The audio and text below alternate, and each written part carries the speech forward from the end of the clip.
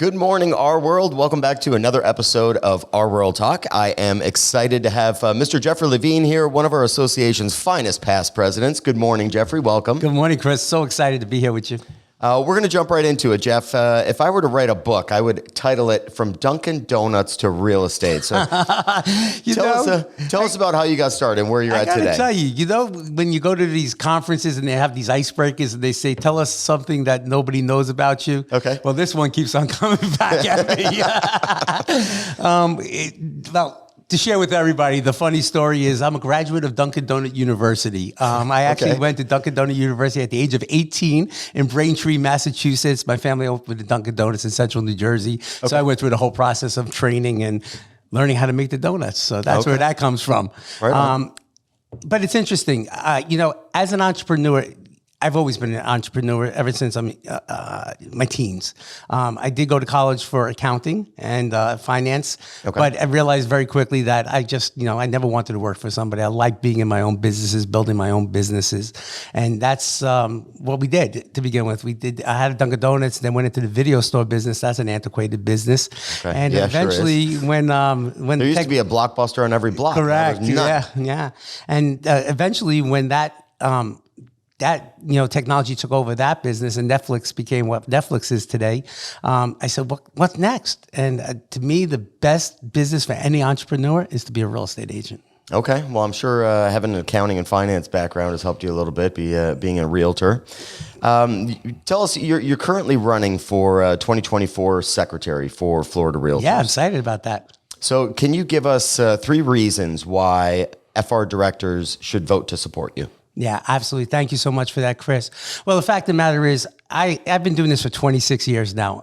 And much of my 26-year career, 18 of that has been in broker management. And the other has been as a team leader, running teams, coaching, agent development. I've seen everything from every aspect through the financial crisis. For 5 years, all I did was short sale work, working with banks, helping consumers, get out of foreclosure, loan modifications, short sales, anything to help them, lessen the financial burden of what was happening back there in the mid 2000s. And not every realtor made it through that time. Not every realtor made it. So I've seen every single market up and down. I'm a licensed broker here in Florida. I'm also a licensed Florida real estate instructor. I have a real estate school. So I've seen every aspect of this business, from the brand new agent that walks through the door and just doesn't even know what they don't know, to the extremely experienced agent and the very large teams. So I think I have a very relatable. I'm very relatable to our members, quite frankly. Okay. The second reason is I have had the fortunate ability to serve at very, very high levels on the at the local, state, and national level. And currently, I serve as the MLS Technology and Emerging Issues Advisory Board Chair for the National Association of Realtors. That's kind of an important position. Yeah, and I was previously I'm in the immediate past chair right now of the MLS Issues and Policy Committee, which is the oversight committee for all MLS issues at the National Association of Realtors.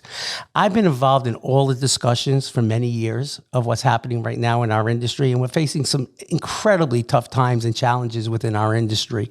And, one item that touches every single one of our members is the MLS. I mean, our members use the MLS every single day. What's happening, and there's lots of questions what the future of the MLS will look like. Right. And I have the experience. I've been in this conversations and discussions to help our members navigate through whatever happens based upon these DOJ investigations or lawsuits that we're facing right now on a national level, and lots of local MLSs too. Sure. So you've really been integral, playing a role in shaping the landscape of the MLS over quite a few years now. Yes, it's a passion of mine. It is something that I truly enjoy, and I've been in the policy discussions for a very long time. Yes. So let's stay with that. Obviously, you're a man of vision. You've been doing this for a long time. That vision's placed you into some important roles, as you just mentioned. So why is the MLS essential to real estate, and what can realtors do right now to tell that story to consumers? Great question. Listen, the MLS has been the cornerstone of our industry for many, many years. It's given the ability for buyers and sellers and the consumer to have an open marketplace to market listings and allow anyone to sell those listings.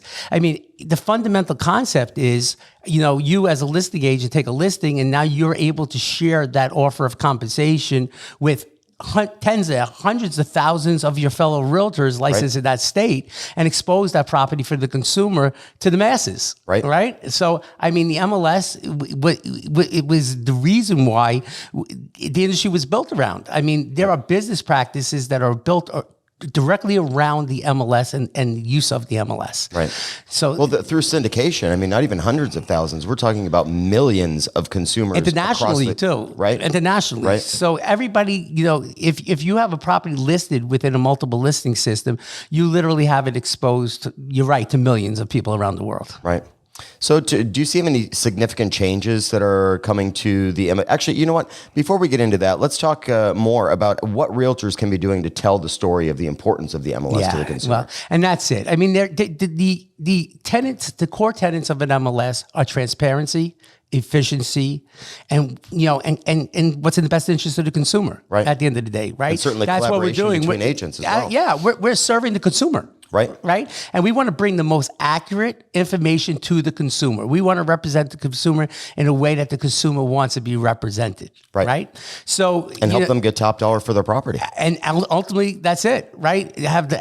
We want to find win-win situations for both the buyer and the seller. Sure. We want to do what's in the best interest for the buyer and seller. Sure. We're connectors. Right? Absolutely. That's what we do. We're relationship builders. We're connectors. Matchmakers. There's a lot of great words, right? We're facilitators of the transaction. And that is so important. And that's why the value of the realtor is so important. We have to continue to remain essential. We need to be the center of the real estate transaction. And with a lot of the issues, moving into your other question there, and a lot of the issues that we're facing today, we're looking to be not removed from the center of the real estate transaction. And that's not good for the consumer. It's not good for our industry as a whole. No, we're helping people realize the American dream, and we're helping people create generational wealth for their families with helping them get matched up with the right property for them. Whether that be an investment property or their primary residence. But do you see any significant changes coming to the MLS in the next 5 years? Because I know there was a lot of buzz up in Washington, D.C. First of all, I don't know if, Chris, do you think lawsuits will ever go away? No. Absolutely no. not. There's always going to be challenges to our industry somewhere, somehow, some way, right? Whether it be the MLS issues, whether it be fair housing issues, there's just always going to be challenges, and we understand that, but we have to be prepared for it. We're realtors. We're great at overcoming challenges. That's it, right? That's what we do. That's what we do. We're problem solvers. Exactly. The greatest skill to have as a real estate agent is conflict resolution, right? Exactly. So maybe I should have been a psychology major, quite frankly, if I could go back in time. Right. But, there's some fundamental questions out there. One is, what happens if there is no offers of cooperation and compensation in MLS?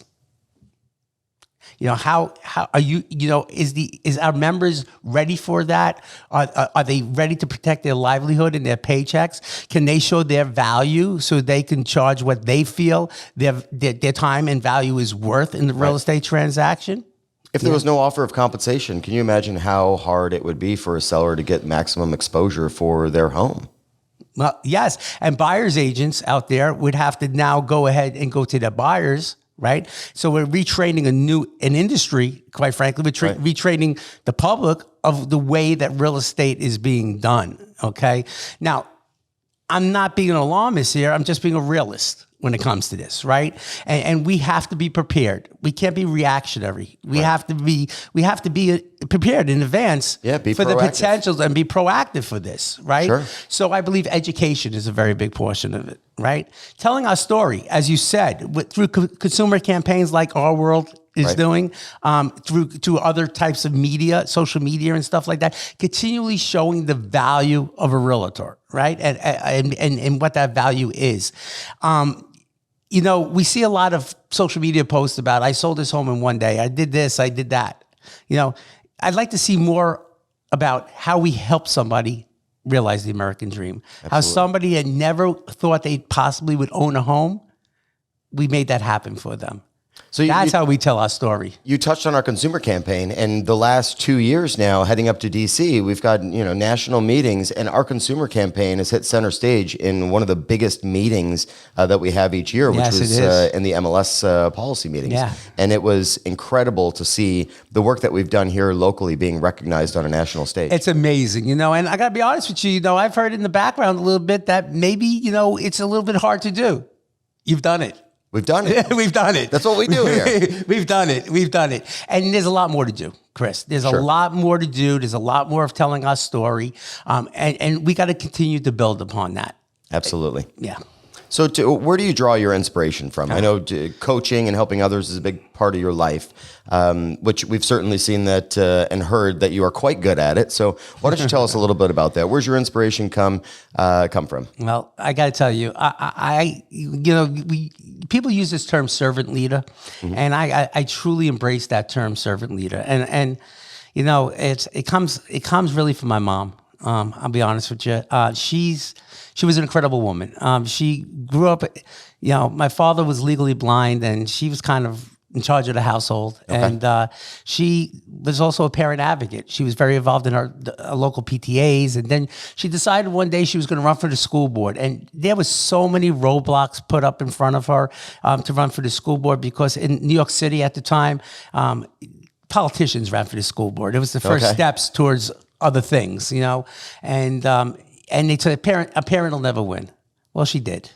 And she did, and she stayed on that school board for 21 years. Wow. And lots of those years as president of that local school board. Well, that's selfless work. And all she cared about, and all she was an advocate of the children. And I learned that at that point, that with service comes a lot more than just anything about yourself. Right, there's a bigger picture, right? And what I saw her do, that's where my inspiration comes from, because I love this industry. This industry has allowed my family, my children, to have a great education. Has allowed my family to own their own property. Has allowed me to relocate from New Jersey to Florida years ago and build a business.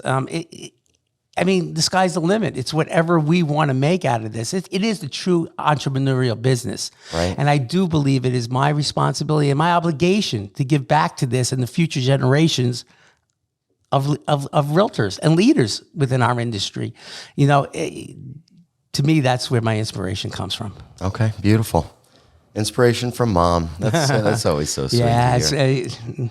Well, okay, so if there's one thing that you would have done differently in your career, what would that be and why?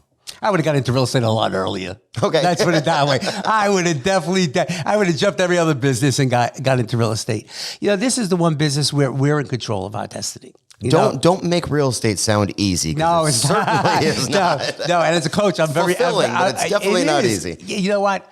You have to put your time into it. Absolutely. What I love about the real estate business, Chris, is the fact that it doesn't matter, socially where you come from, racial, education-wise, whatever. Right. Everybody has the opportunity to be a great real estate agent, right? Because all they have to do is care about their customers, care about the transaction, not look past what they're earning in the transaction, and care about the people involved in the transaction. Right. And that's what I love about this business. I also love about this business, we could be competitors, but we're collaborators too. We work together to be better, to make this industry better. And our level of professionalism, needs still a little work on raising the level of professionalism at times, but we're doing it every day. And we self-police our industry too, which is awesome. I was just going to say the self-policing helps increase the level of professionalism. Absolutely, it does. So, I don't know any other profession that I would want to do. And if I could have had the opportunity to maybe even do it earlier, I would have. Okay. Good to know.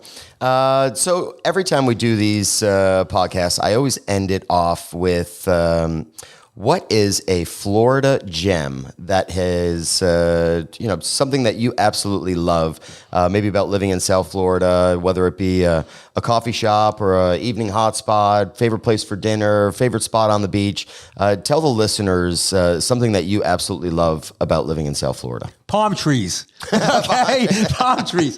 I grew up in New York City, and then I lived in central New Jersey. Okay. And 26 inches of snow gets to you after a while. -6. I'm from Buffalo, New York. That's I know it, right? what you're I went to school about. in Syracuse. I mean, we didn't see the ground from October to May. Exactly. But palm trees. Listen, no matter what you're going through, listen, we all have things at different parts of our lives. Right. But you walk outside, you look at those palm trees, you look at that beautiful sun coming through, and you just realize, wow, we have something special.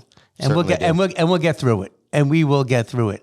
But going back to your question, I'm a boat and beach guy. Okay. The ocean is so important for me.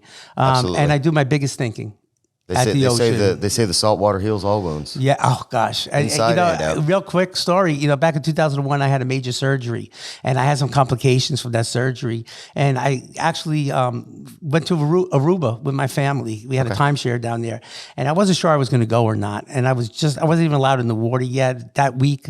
And when I was finally released and said I could go in the water, it was like almost an out-of-body experience happened. Oh, really? Everything that was inside of me, all the stuff that I was going through for 3 months, right. It just kind of felt like the salt water just kind of took it out, and the energy just came back, and it was just a turning point. And that's what the ocean does for me. Okay, awesome. Yeah. Well, I know that you're a busy guy. You've got a lot going on, especially your campaign for Florida Realtors Secretary and all the coaching work that you're doing. So with that, thank you so much for joining us, and we will see all of you next time on RWorld Talk. Thank you for joining us. Thank you so much, Chris.